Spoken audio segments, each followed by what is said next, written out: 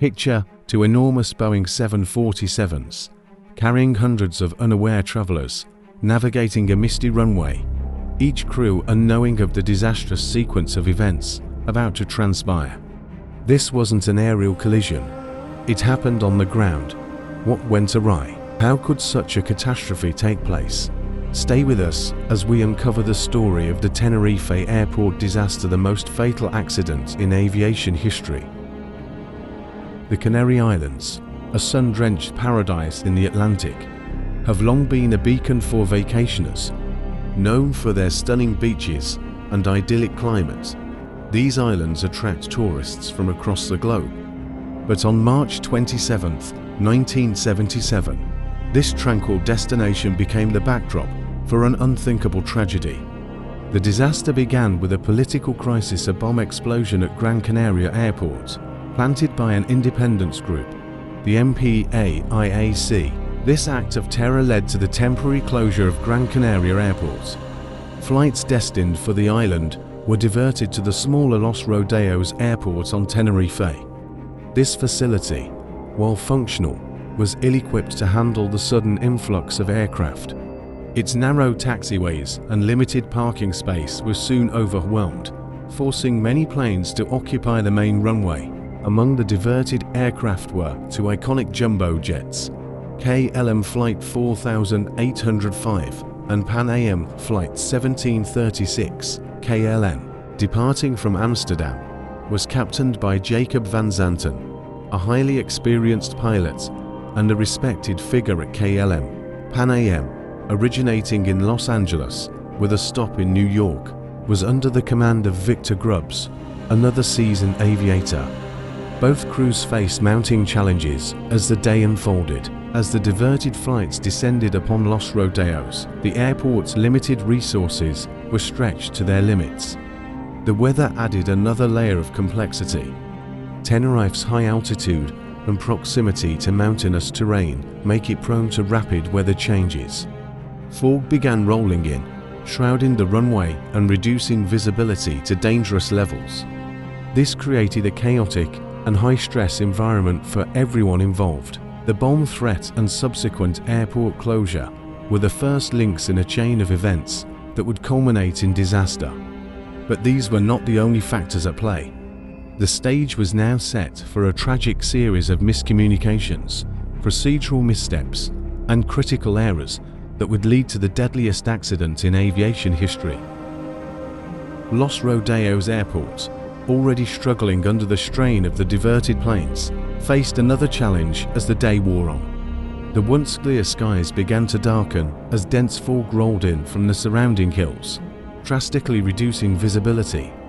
This sudden shift in weather was not uncommon in Tenerife, but on this particular day, it compounded an already precarious situation. The runway, now doubling as a taxiway due to overcrowding, became a hive of activity.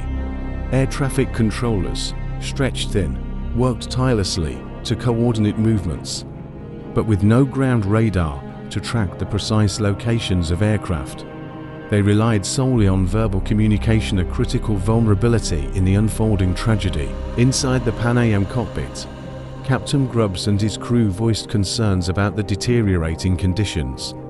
The assigned taxi route required them to make an unusually sharp turn onto a narrow taxiway, a maneuver nearly impossible for a fully loaded 747. Meanwhile, the KLM crew, eager to depart, began to feel the pressure of time constraints. Their captain, Jacob van Zanten, had a tight schedule to adhere to, and every delay only added to the mounting tension. Miscommunication began to creep into the radio exchanges. Instructions were misheard, repeated with slight errors, or drowned out by overlapping transmissions. Crucially, both aircraft were on the same frequency, leading to interference that masked vital messages. In such a high-stress environment, even minor misunderstandings carried devastating potential. As the fog thickened, the sense of urgency in both cockpits grew. The KLM flight was cleared to taxi into position and hold for takeoff, while Pan Am was instructed to vacate the runway via the third exit. However, The poor visibility made identifying the correct exit nearly impossible. These small but critical missteps set the stage for what was about to happen next, a moment that would change aviation forever. By late afternoon, the atmosphere at Los Rodeos Airport had reached a boiling point. Pilots and controllers were juggling conflicting priorities, and the radio channels were increasingly congested. Both the KLM and Pan Am crews were growing impatient, eager to depart and complete their respective journeys.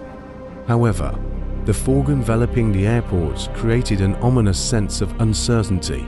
The first signs of miscommunication became evident as KLM's crew requested takeoff clearance. Captain Van Zanten's confidence in his abilities was unwavering, but in this case, his experience may have contributed to a critical oversight.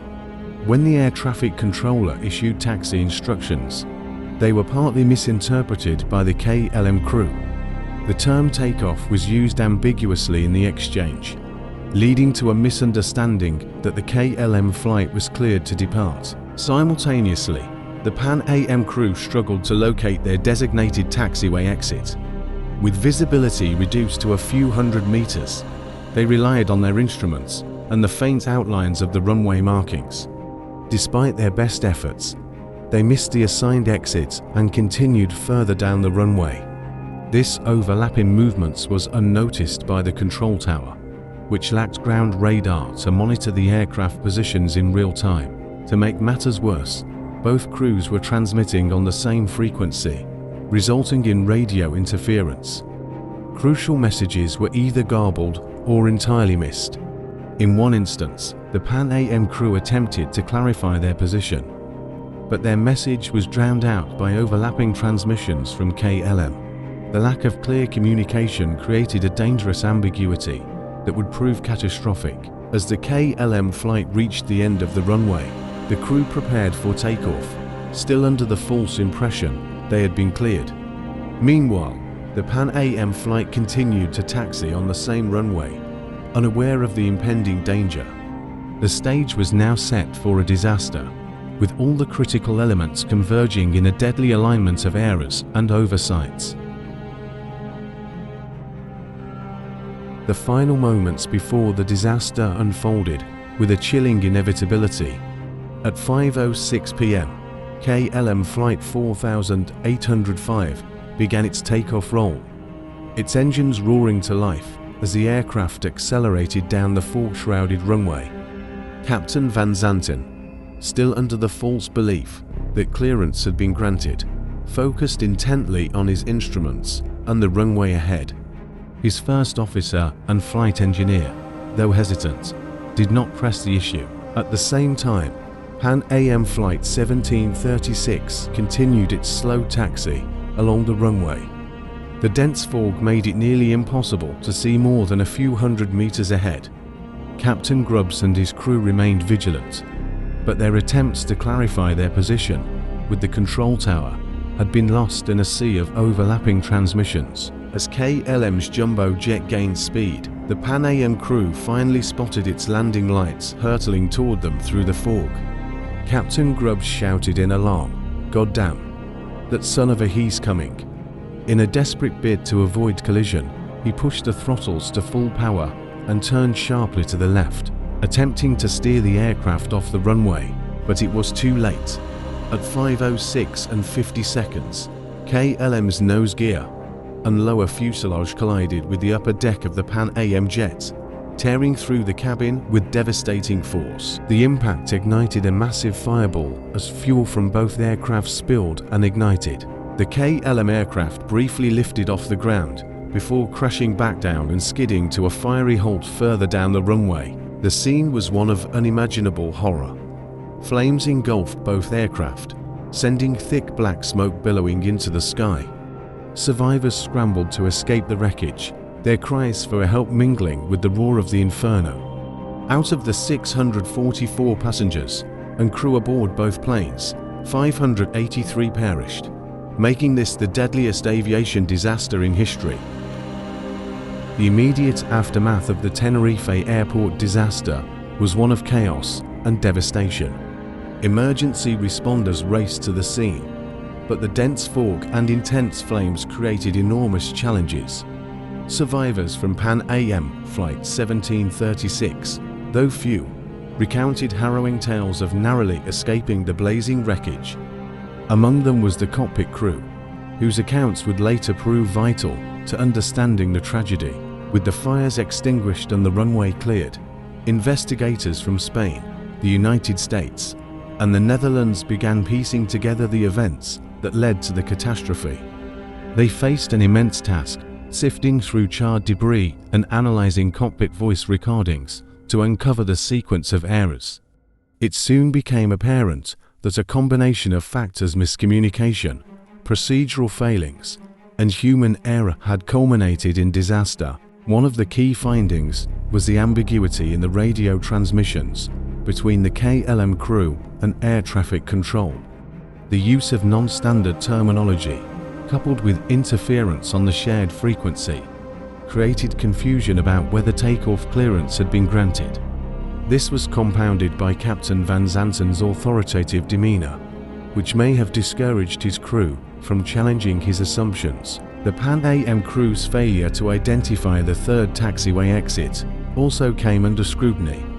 Investigators debated whether the sharp turn required was impractical for a large 747 or if the dense fog simply obscured the signs. Either way, their continued presence on the runway proved catastrophic. Another glaring issue was the absence of ground radar at Los Rodeos Airport. Had the controllers been able to track the precise locations of both aircraft, the collision could have been averted. This shortfall highlighted a broader need for improved infrastructure and safety protocols at airports worldwide. As the investigation unfolded, the airline industry faced a moment of reckoning. The Tenerife disaster underscored the critical importance of standardized communication and robust safety measures. It became a turning point, driving sweeping changes in aviation regulations to prevent such a tragedy from ever happening again.